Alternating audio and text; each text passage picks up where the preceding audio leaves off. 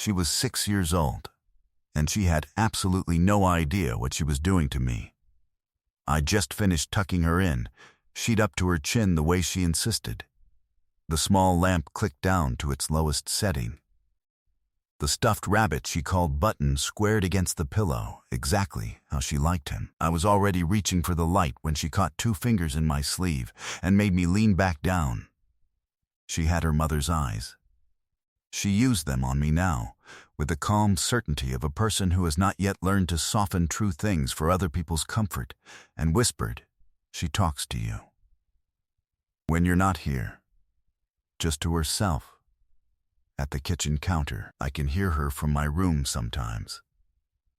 The room smelled of lavender sleep spray and strawberry shampoo, and the particular stillness of a child waiting to see what an adult does with information they've just handed over.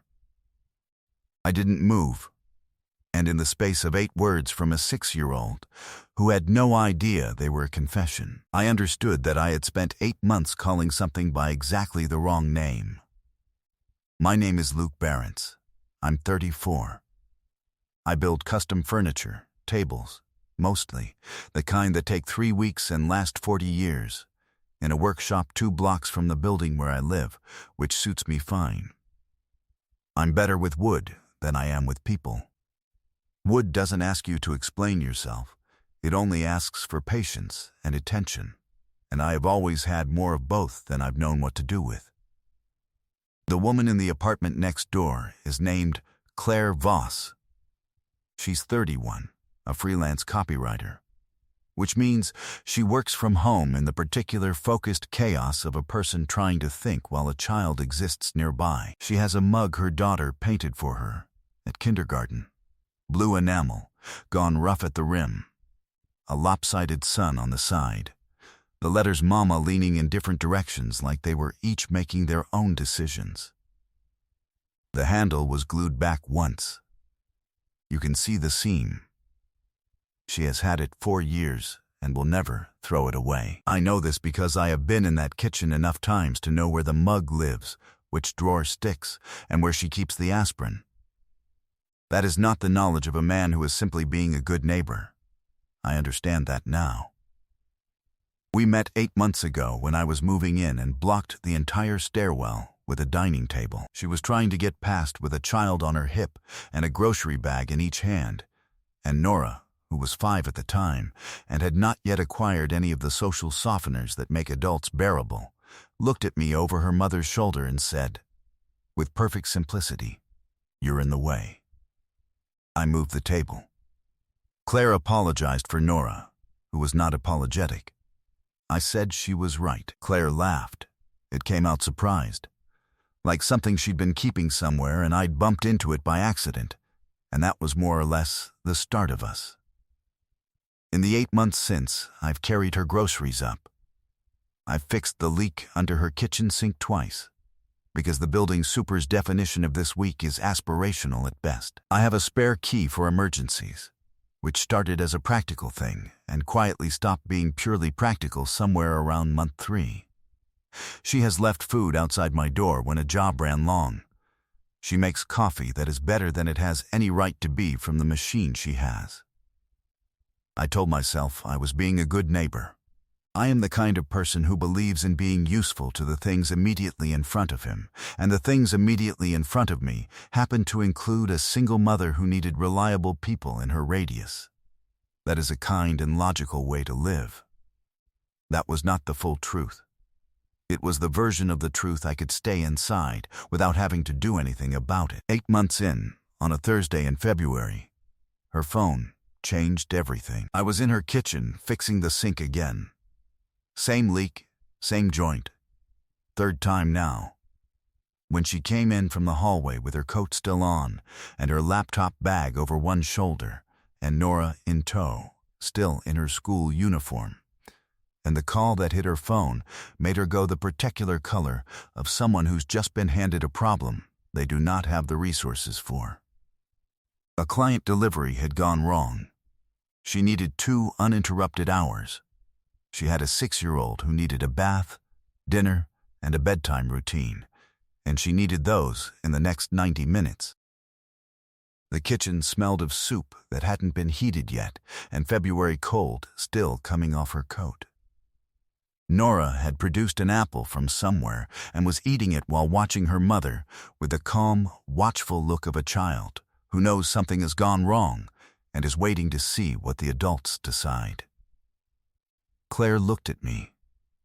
She looked at her phone.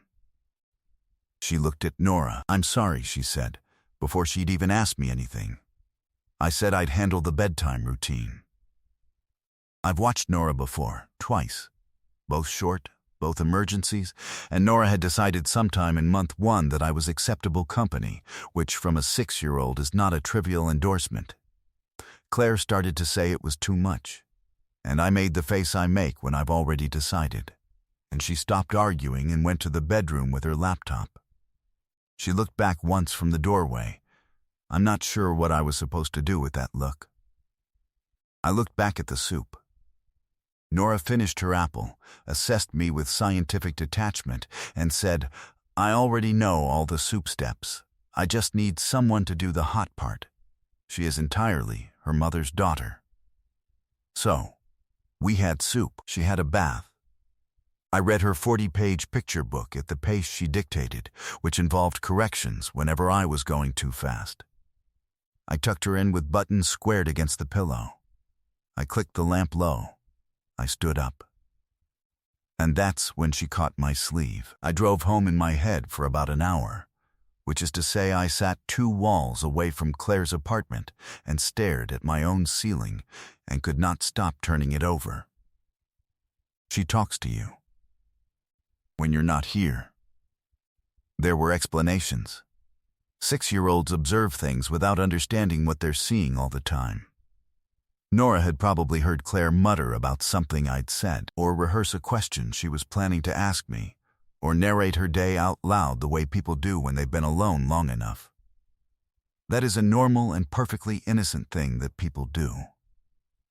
I told myself this for approximately 45 minutes, which is when I noticed I'd been staring at the lamp in the corner and cataloging, without meaning to, every time Claire had the blue mug in her hands. The morning she'd held it out to me, the afternoon she'd been gripping it when we stood in the hallway talking about something that should have taken 5 minutes and somehow took 40, the night she'd leaned in the doorway with it while I fixed the sink the second time and explained to me, mostly to herself, how she'd ended up doing this alone. She'd held the mug the whole time. Both hands. I have poor instincts when it comes to things that are quietly taking me apart. It is a well-documented personal failing. The first thing happened the following Saturday, when I knocked on her door to return a borrowed drill. She opened it mid-sentence. She'd been talking to someone, or to herself, it wasn't clear, and had the blue mug in her hand. Steam coming off it, and the small vertical crease between her brows that means the words weren't coming right. She took the drill. She said thank you. She started to close the door. Then she stopped. "Nora asked me this morning if you were coming over today." She said it to the middle distance, not quite to me.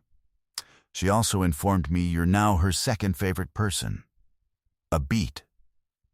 I retain first. I've earned it. Something in the way she said it, quickly, like she was delivering information on someone else's behalf, and had no investment in how I received it, told me this was not entirely about Nora's rankings. She waited a full 2 seconds, made a sound that was almost a laugh, and closed the door. I stood in the hall longer than was warranted. The second thing happened about a week after that, in the hallway, which is not a room designed to hold a conversation of any length. We'd both come home within minutes of each other. I heard her key in the lock as I was taking off my coat, and she knocked on my doorframe to ask if I'd seen the building notice about the water shutoff. That question took 90 seconds to answer. The conversation that followed it lasted 40 minutes.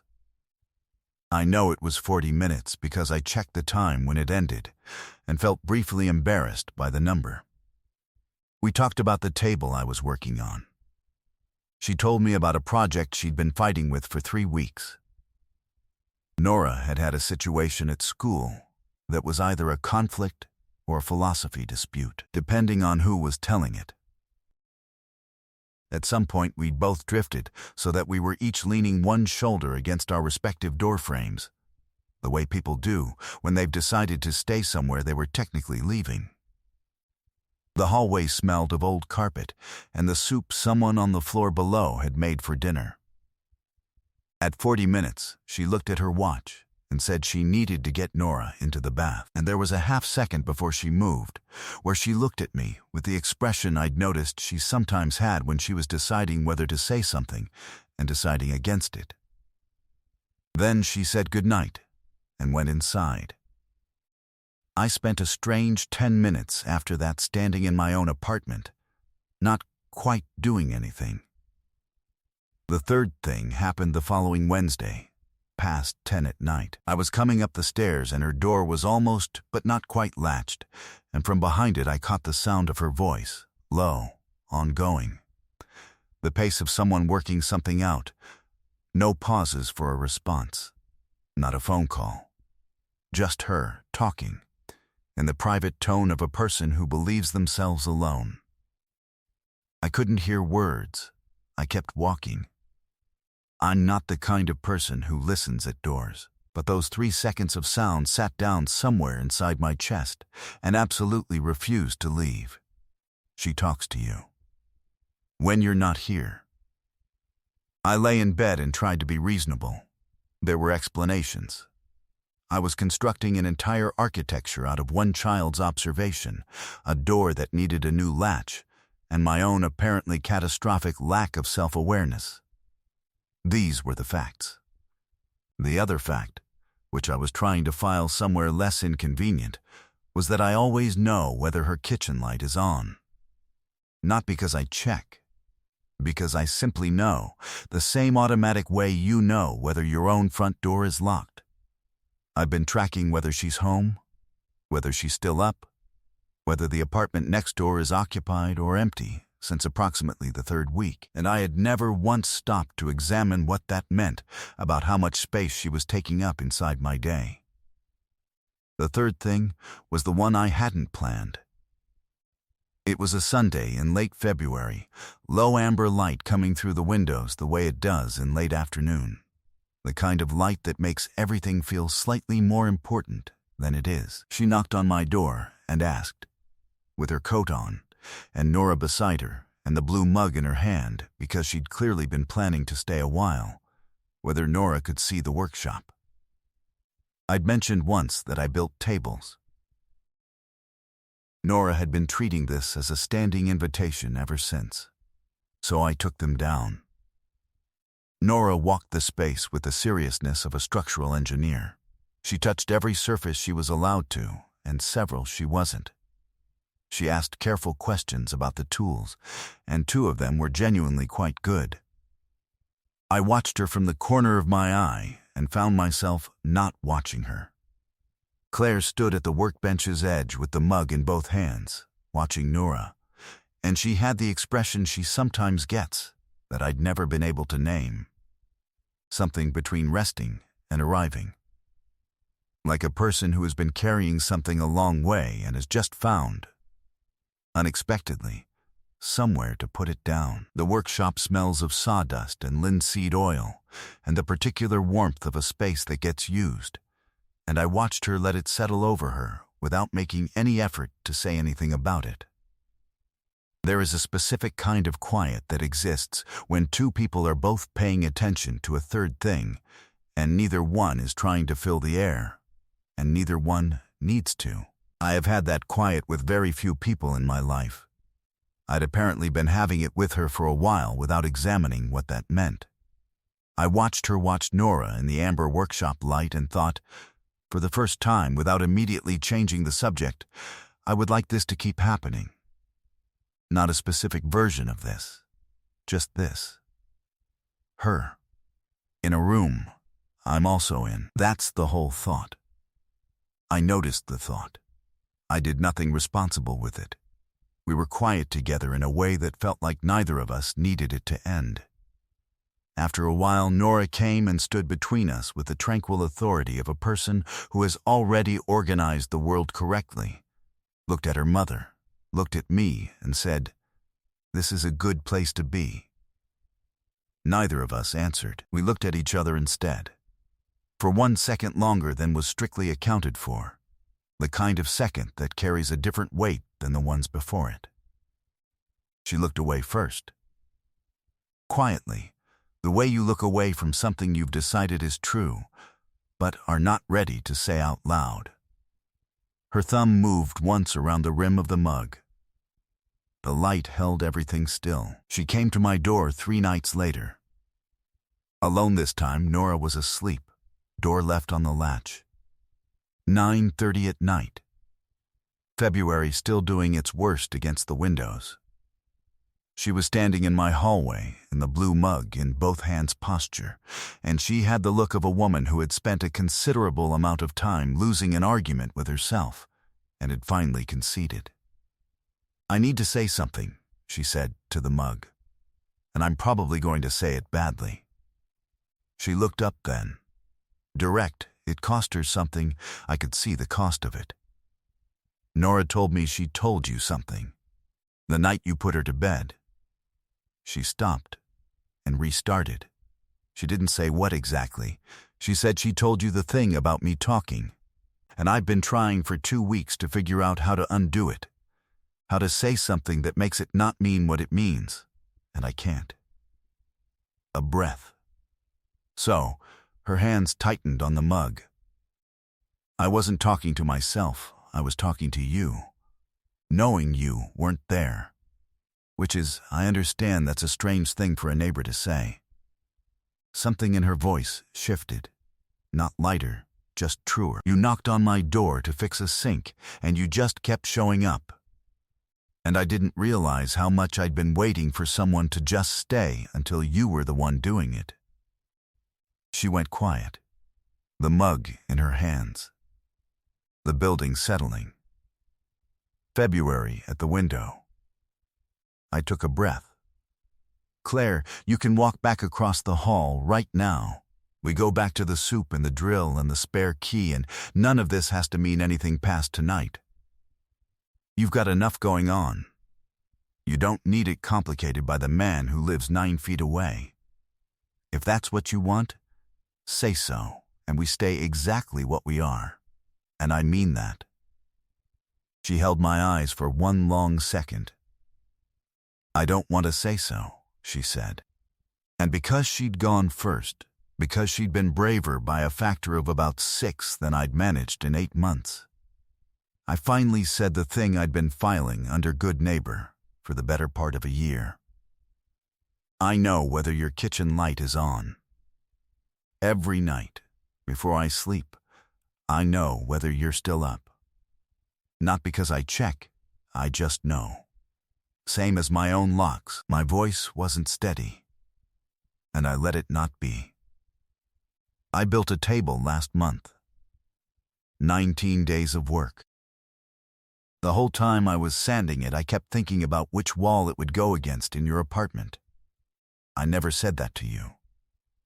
I've been keeping a version of you in my head that I'm not supposed to have, and I've been calling it being a good neighbor, because it was safer than whatever the honest name for it is." I looked at her. "I wasn't asleep those nights when your light was still on. I was up with you. 8 feet of wall between us, but I was up with you. That's been true for a long time." She was quiet for a moment. Her thumb made 1 slow circle around the rim of the mug. Then she stepped forward, set the mug down on my counter, with the careful deliberateness of someone choosing to leave something somewhere, and she reached up and pressed her palm flat against my jaw and looked at me with an expression that had nothing guarded left in it. I covered her hand with mine. Neither of us moved. "Hi," she said. "Hi," I said. From across the hall, muffled through 2 closed doors and 9 feet of building, Mama. I need water." The moment broke. Claire dropped her hand. She pressed her lips together and made a sound that was not quite a laugh and not quite a groan, and was both. She has slept through thunderstorms. Go, I said. I was already smiling. I couldn't locate the part of me that wasn't. She picked up the mug. She looked at it. She set it back down on my counter. And she went. A month later, Nora informed me that I had been promoted to first favorite. When I asked where her mother had gone in the rankings, she said her mother had been moved to a different category that didn't have a number. She seemed entirely satisfied with this taxonomy. I did not question it. The summer after that, they both came to the workshop on a Sunday to help me finish a table. Nora was methodical and focused and corrected my sanding twice. Claire worked alongside me in the amber afternoon light and looked, the whole afternoon, like a woman who has set something down that she'd been carrying so long she'd forgotten it had weight. The blue mug migrated sometime that summer, slowly, the way things migrate when two apartments start to blur at the edges. First, it was on my counter after she'd been over. Then, it stopped going back. Nora noticed before either of us named it. She said, with the serenity of someone for whom this has always been obvious, now both places are yours. 3 years later, when people ask how it started, we tell it differently, and we do this on purpose. I say, a 6-year-old caught my sleeve in the dark and told me something she didn't know was classified. Claire says she left a mug on a man's counter and couldn't find a reason to take it back. Nora, who has heard both versions and considers herself the authoritative source, says, I told him the thing. Then I went to sleep. It worked, so she's right. She was always right. She just learned it from watching her mother. What would you have done if a child, no idea what they were setting in motion, whispered something to you that rewrote the last 8 months? And have you ever been trusted by someone who didn't have to trust you, and only realized too late how much that had come to mean? Tell me your story in the comments. If this one found something in you, leave a like, subscribe, and I'll see you in the next one.